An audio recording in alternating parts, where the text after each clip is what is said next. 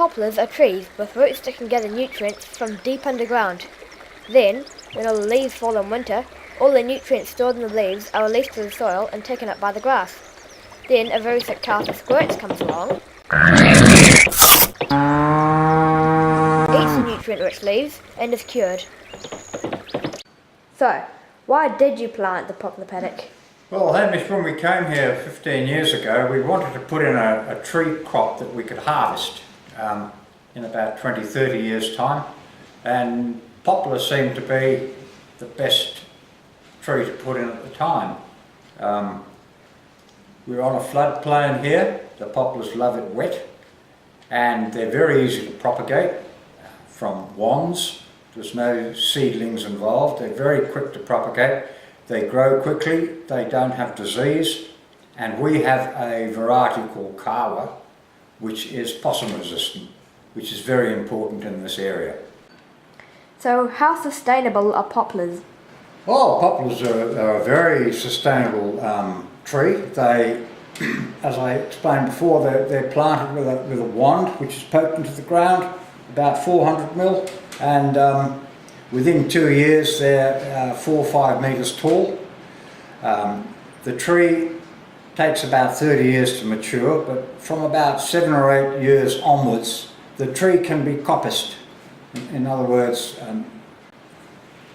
cut off at about a metre above ground level, and you'll get a resulting flush of new growth coming up from that. It looks like rice actually. It all comes up, and those can be used for replanting the poplar orchard or forestry that you're putting in. So once you put in poplar trees, you've got them forever. You can keep cutting them down, and they keep regenerating. So they're very sustainable in that regard.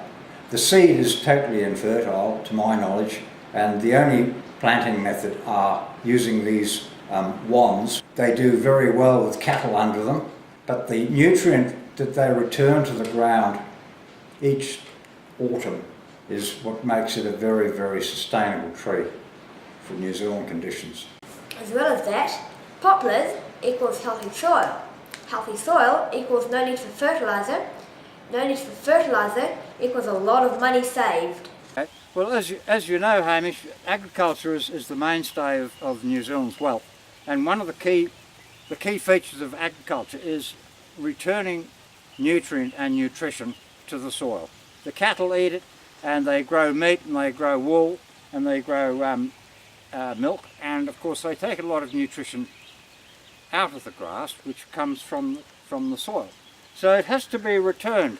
Well, there are 4 ways to do it. You can use chemical fertiliser, which are byproducts of the petroleum industry, for example urea. You can use fertilisers out of the ground, fossil fertilisers, which is your general superphosphates and things like that, which you see the farmers spreading behind their tractors as they drive along. Or you can use more sustainable types of fertiliser, like the organic people do, using manure from cattle beasts, which is animal fertiliser, or using the mulch from those poplar trees, which is a vegetative fertiliser. All 4 things do the same thing. They return nutrients to the soil. But if you want to do it in a sustainable manner, the cheapest and the best way for nature to do it is to use organic type methods. So, in short, poplars are awesome. When you've got a cow with squirts, don't freak out and lose your shirts. Take it down to the poplar zone, where the cows get their fix and the farmers up his moan. When you've got a cow with diarrhea, don't freak out and check its rear. No need to get the vet on the phone when the cows are down in the poplar zone.